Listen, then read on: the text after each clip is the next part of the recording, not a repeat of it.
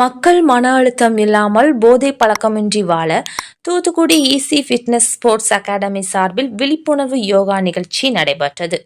சர்வதேச யோகா தினத்தை முன்னிட்டு மக்கள் மன அழுத்தம் போதை பழக்கம் இல்லாமல் வாழ விழிப்புணர்வு ஏற்படுத்தும் வகையில் Thoothukudi easy fitness sports academy சார்பில் கராத்தே பயிற்சியாளர்கள் இம்மானுவேல் தலைமையில் 65 வயதான கோஸ்டல் பவர் பிளான்ட் பொது மேலாளர் மகாதேவசுவாமி பல்வேறு யோகா பயிற்சிகளை செய்தார்.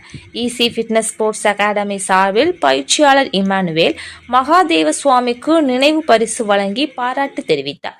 இந்நிகழ்ச்சியில் கோஸ்டல் பவர் பிளான்ட் மேலாளர் நாமதேவன் உள்ளிட்டோர் உடனிருந்தனர்.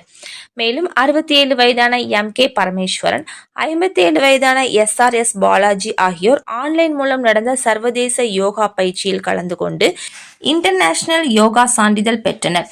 ஈசி ஃபிட்னஸ் ஸ்போர்ட்ஸ் அகாடமி பயிற்சியாளர் இம்மானுவேல் இருவரையும் பாராட்டி வாழ்த்து தெரிவித்தார்.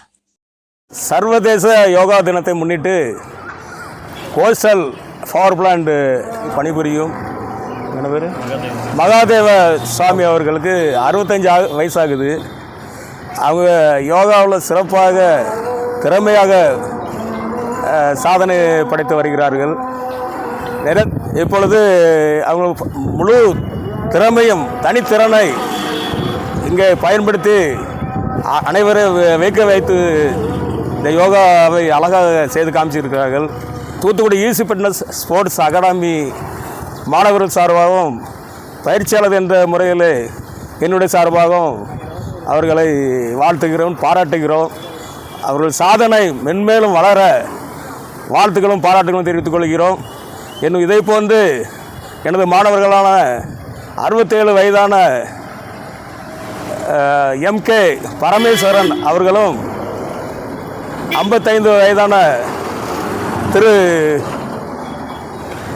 பாலாஜி அவர்களும் இன்று சர்வதேச யோகா போட்டியில் ஆன்லைன் சர்வதேச யோகா போட்டியில் கலந்து கொண்டு சர்வதேச சான்றிதழ் வழங்கியிருக்கிறார்கள். அவர்களையும் எனது ஸ்போர்ட்ஸ் அகாடமி சார்பாக பாராட்டுகளும் வாழ்த்துக்களும் தெரிவித்துக் கொள்கிறோம். மேலும் இதில் என்னுடைய மாணவர் திரு ராமதேவன் அவர்கள் இந்த நிகழ்ச்சியில் கலந்து கொண்டிருக்கிறார்கள். அவர்களையும் எனது சார்பாகவும் ஈசி ஃபிட்னஸ் ஸ்போர்ட்ஸ் அகாடமி சார்பாகவும் வாழ்த்துக்களும் பாராட்டுகளும் தெரிவித்துக் கொள்கிறோம். இதே போன்று அனைவரும் ஊக்கமாக யோகா பயிற்சியில் ஈடுபட்டு தங்களுடைய திறமை வளர்க்க வேண்டும் என்று கேட்டுக்கொள்கிறேன்.